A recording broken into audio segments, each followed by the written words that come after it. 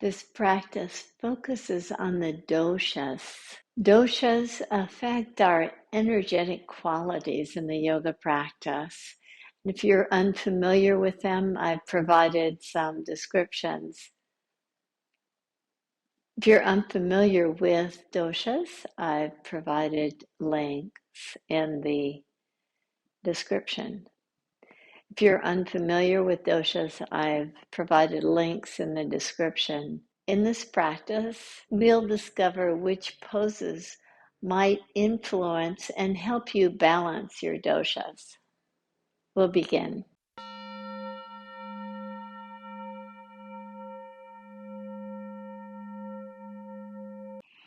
As you stand with your feet hip distance apart, your toes spread as if they're roots just drawing into the earth.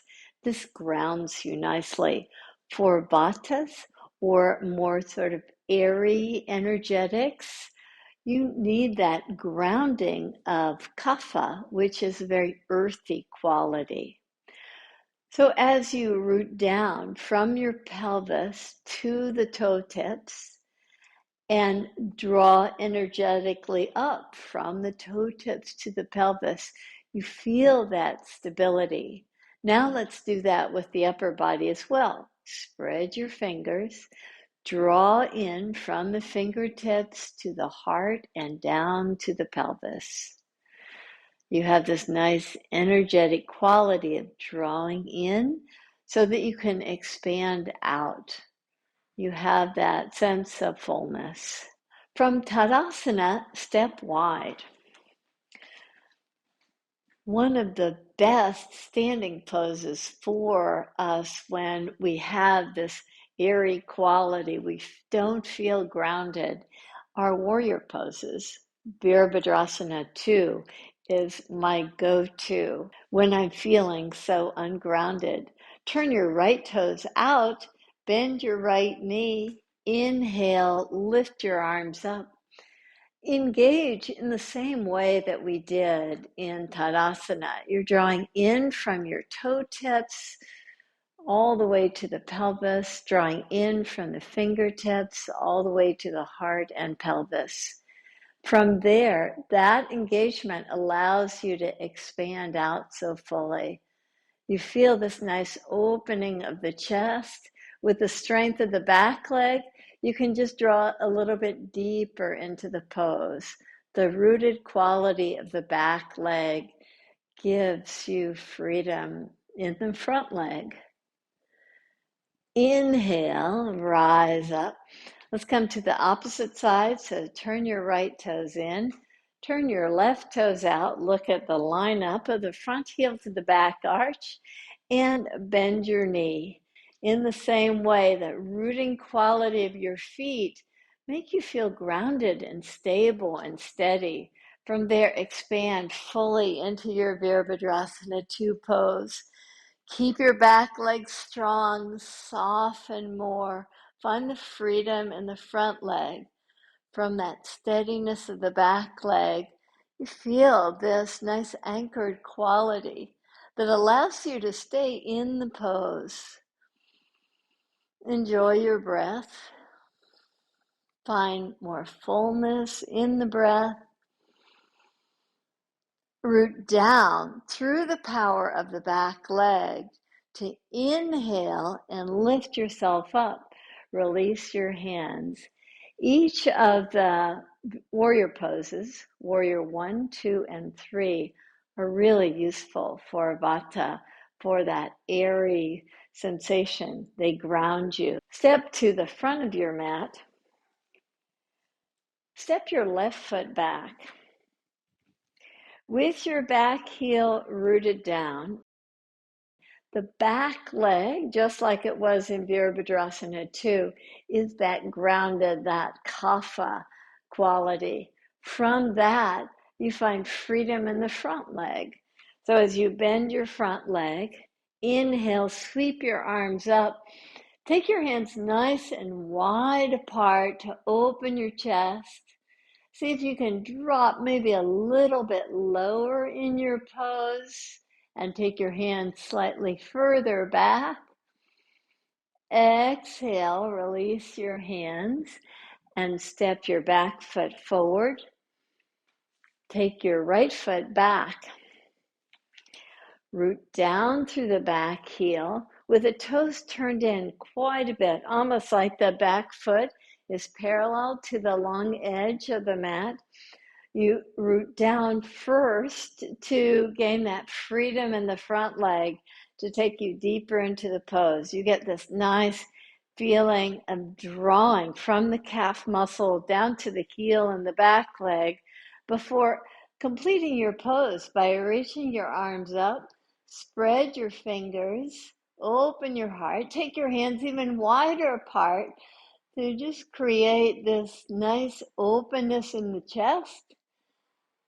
Exhale, release your hands and step your back foot forward. Pause in Tadasana once again, just feeling the rootedness that the earth gives you. I imagine roots from my toes and from my heels drawing into the earth to make me as stable as possible.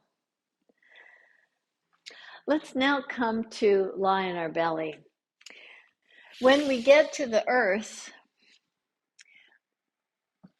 those of us that have these kapha tendencies will just want to take a nap. But instead, let's see if we can do a little bit of back bending here. Place your hands right alongside your ribs. Back bends are very useful for kaphas. They're very energizing. So instead of that feeling of just wanting to lie around on the couch all day, you can be energized by opening the heart in Bhujangasana, in this cobra pose, lifting yourself up.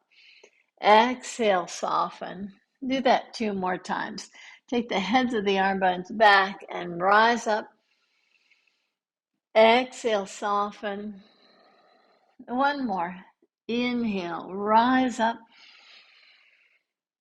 Exhale, soften. Kaphas benefit by not even using the hands here, so that you can be using the full strength of the back body. As you reach your hands back in Salambhasana, inhale, lift up. Exhale, soften. Again, inhale, rise up. Exhale, soften. 1 more. Inhale, lift up. Exhale and soften. Let's come to your forearms. Dhanurasana, or bow pose, has us lifting both the hands and the feet off the mat. So as you bend your knees, draw your right hand back to find your right foot. Draw your left hand back to find your left foot. With your feet engaged, draw your toes away from your pelvis to rise up. Exhale, soften. Inhale, rise up. Exhale, soften. 1 more time. Inhale, lift yourself up in a beautiful bow pose. Exhale, soften down. Release your feet, release your hands. Come to all fours position. With your toes tucked under, look back to make sure you can't see your feet. Your feet will be right behind your knees. Draw your pelvis back towards your heels to put a little bit more weight on your feet as a way to spread your toes. We'll be doing a balance pose, and the wider foundation you can get with a spread of your toes will really make a difference in your balance. Inhale, rise up, draw your heart forward, lift your chin. Exhale, do the same. And see if you can just stay there for a wee bit. Maybe even take your hands a little bit closer to your knees. Just walk your hands back. Some of us can walk our hands back to the knees and actually take weight off the hands so you're not earthbound, but you're working on these toes in anticipation of a broad foundation for your balance pose. Take your hands back to the mat. Draw your heart forward just to give your toes a rest. Let's do that a third time. Draw your pelvis back. And again, your choice. Protect your knees here. Keep your hands to the mat.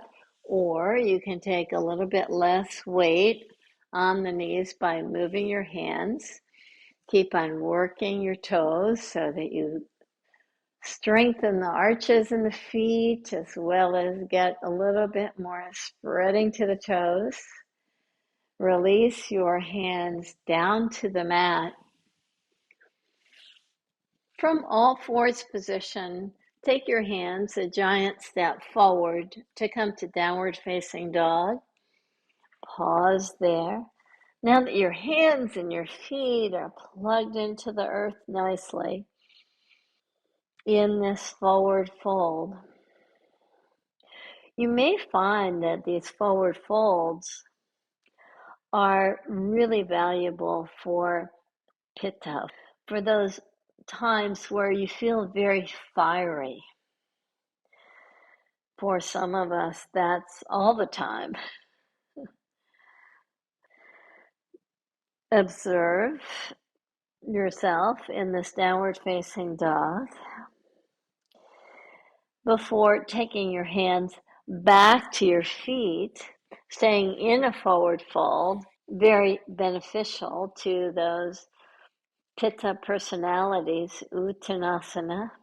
With bent knees, place your hands to your low back and rise up. Now that we've spread our toes and gained a little bit more awareness to the arches of our feet, we'll balance in tree pose. When you imagine a tree and its roots spreading into the earth, trees appear so stable. For that reason, tree pose is known to be fabulous for those of us that are all over the place, very airy. We need to get grounded. So as you extend your weight so that the left leg is completely weight bearing, you can slowly lift your right leg up. Just do a lot of hip flexion. You can pull it in as you stay stable on your left foot. Draw your foot in toward the midline of your stance. You're pressing your right foot into the inner left thigh and make your way to expand your branches as a way to keep your tree nice and stable. Draw your breath in very fully and out very long. Your arms are engaged. You have steadiness in the standing leg. This fullness of your breath.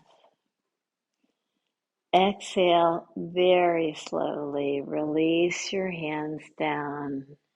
Release your leg down to come to Tadasana, another really grounding pose. To spend a moment taking your attention to your breath.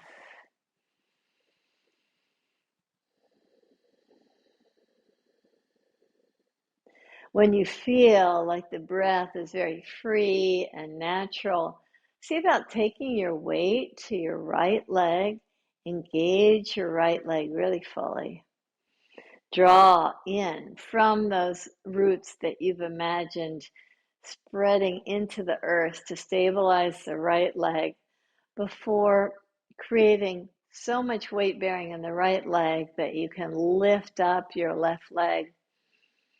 Again, lots of hip flexion, lift it high before parking the base of the toes, then your heel to the inner thigh. As you press the foot in toward the midline, the standing leg presses against the foot. It's a strong action. Spread your wings again. Just allow the arms to help you stabilize the form of your pose, your breath, the strength of the standing leg, the rooted quality of your right foot, and slowly release your hands down. Release your lifted leg down. If you stepped off the mat to get your rootedness, step back onto the mat in a nice wide stance. Look at your feet. Make sure they're parallel. Place your hands right at the hips and draw your elbows in. Pittas really benefit from forward bends. So allow yourself to draw down toward the earth in this forward bend. Prasarita Padottanasana, it's called. You can release your hands down to the mat. Just come to fingertip top position, or maybe you like to use blocks here, or you can bend your knees. You'll benefit from the cooling effect of this forward fold. If you've got those fiery Pitta traits, as you bow forward, just release your heart toward the earth.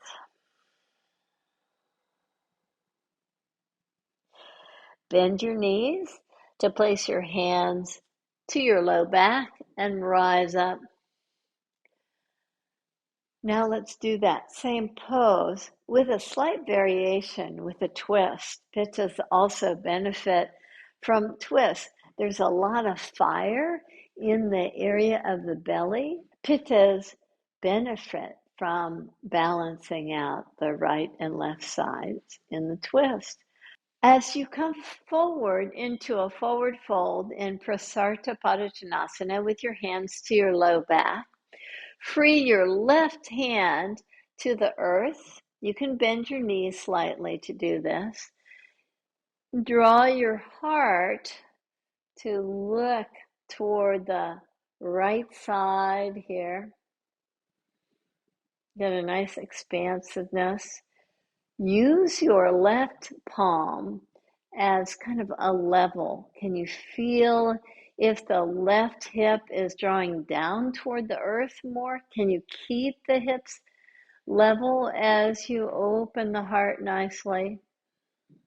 Again, it just kind of allows you to balance out the sides and twists. Release your right hand to the mat. Take your left hand to your sacrum. Take the head of your left arm back. And again, just you be the judge here. Can you keep your pelvis level as you draw your heart into the fullness of your twist here? You can release your hand down to the mat. Heel toe your feet in toward each other. With your hands to your low back and knees bent, rise up. Let's come to a seated position now. For this seated twist, you take your left foot to the outer right leg with the right knee bent and the right heel just by your pelvis. And for some of us, this creates a real imbalance in the pelvis. So by straightening the right leg, we can still do a version of the pose that works nicely. So whatever works for you can be that bent leg version or not. Twist toward your left leg. Just come to an easy form of the twist as you begin. Take your left hand behind you and walk your fingers a little bit closer to your pelvis and press into the earth with your left fingers as if you're trying to lengthen the spine. Now reach your right arm up toward the sky. Maybe you can come to a slightly deeper form of the pose with the right hand to the outer knee or the right elbow to the outer knee. Just come to the form of the pose so it works nicely for you. The twist in the yoga practice. This helps you in balancing these doshas, and in this case, it's the pitta. It's that fire in your belly that we're trying to just balance out. Give more space. Release out of the pose and come to the opposite side. So tuck your left toes right by the outer right hip. Take your right foot to the outer left knee. Hug the knee in. Again, just go into this twist gradually. Take your right hand behind you and walk it toward your pelvis so that you can press down into the earth to get lots of length. And as you might remember, it's the exhale breath that gives us just a little bit more in our twist. Reach your left arm up. Now exhale and take your hand or your elbow back to the outer right knee. And see if you can go just slightly deeper while keeping your awareness on a nice alignment to the pelvis. With both sit bones firmly planted, can you root down and come slightly more forward on your sit bones to open your chest and reach the crown of the head toward the sky? And now slowly come out of your twist to lie on your back. I'm going to we'll be coming to shoulder stand, and I like to use blocks for this variation.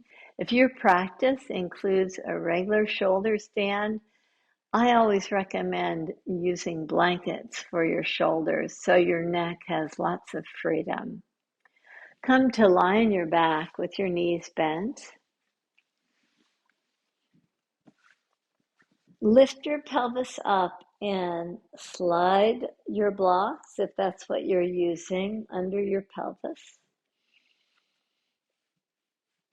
And pause here.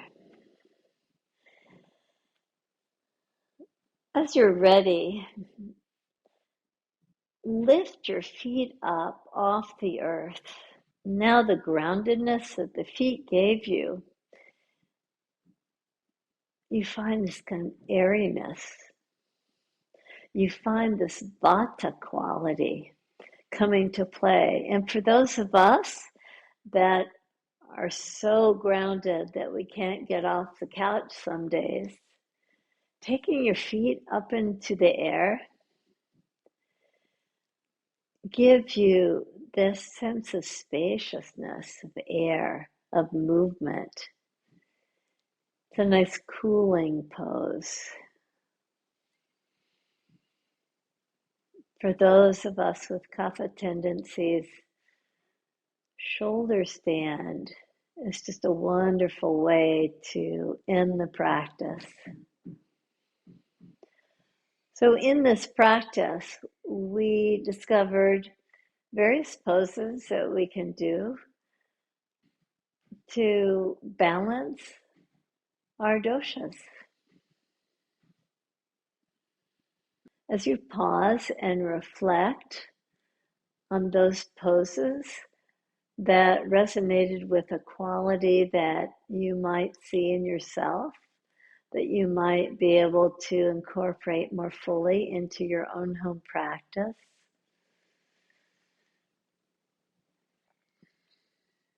to achieve more balance in your yoga practice.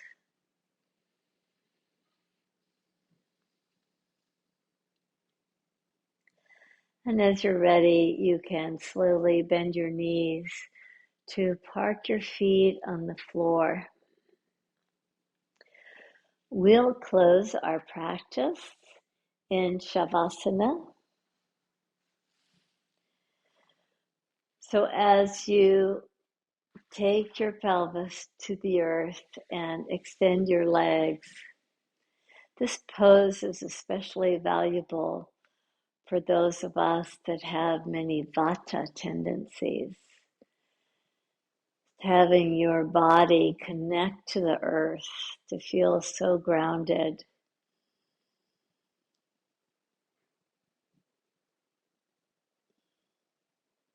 So earthy.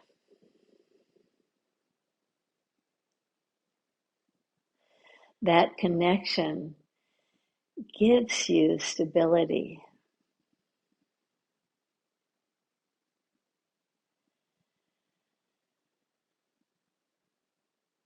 And for those Vata types, and for Vata types, we need to stay on the earth a little bit more in our Shavasana to extend a little bit more time in this pose.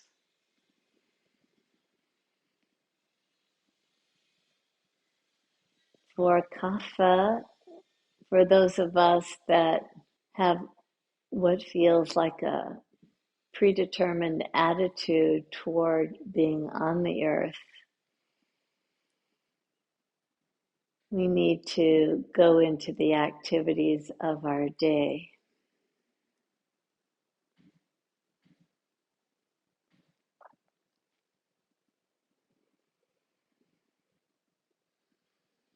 As you assimilate what you learned from the poses about your own doshic qualities,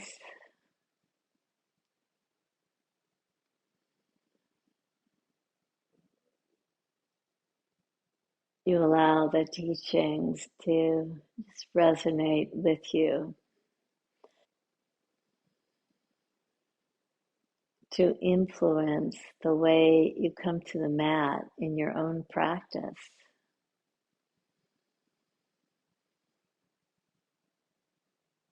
If you'd like more time in Shavasana, by all means, stay there. If not, if it's time to move on to your daily activities, bend your knees, reach your arms up, roll over to one side, and lift yourself up. Let's honor the teachings of yoga, teachings that allow us to balance our yoga practice more fully, to honor our doshic types, to the teachings that allow us to balance our practice more fully. We bow. Namaste.